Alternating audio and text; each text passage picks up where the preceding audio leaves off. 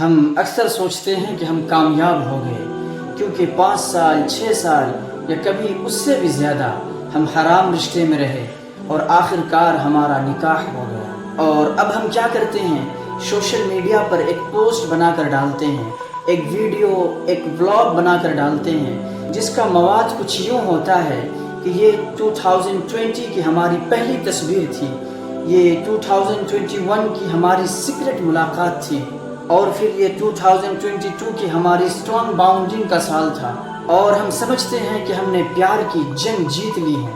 لیکن کیا واقعی ہم نے کچھ حاصل کیا ہے یا ہم نے رب کی حکموں کا مذاق اڑایا ہے؟ We are not celebrating نکاح، we are celebrating the sin before نکاح۔ ہم اپنے حرام رشتے کو جسے ہمیں آنسو بہا کر مٹا دینا چاہیے تھا، اسے ہم فخر سے سجا کر دنیا کو دکھاتے ہیں۔ ہم یہ نہیں بتا رہے ہیں کہ ہم آج اللہ کے حدود میں آ چکے ہیں، بلکہ ہم یہ بتا رہے ہیں کہ کتنے سال تک ہم نے رب کے حدود کو توڑا ہے۔ نکاح کے بعد توبہ ہونی چاہیے تھی، اپنے ماضی پر شرمندگی ہونی چاہیے تھی، لیکن ہم نے گناہوں کو لو اسٹوری بنا دیا۔ True love is obeying Allah from day one۔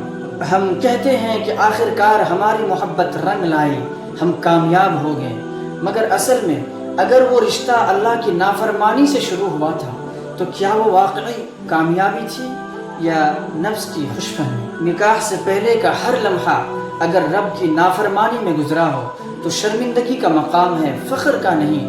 نکاح پر خوشی مناؤ، ضرور مناؤ، مگر گناہ کی تاریخ کو جشن نہ بناؤ، کیونکہ ہو سکتا ہے جسے ہم کامیابی سمجھ رہے ہوں وہی ہماری آخرت کا سب سے بڑا ناکامی بن جائے۔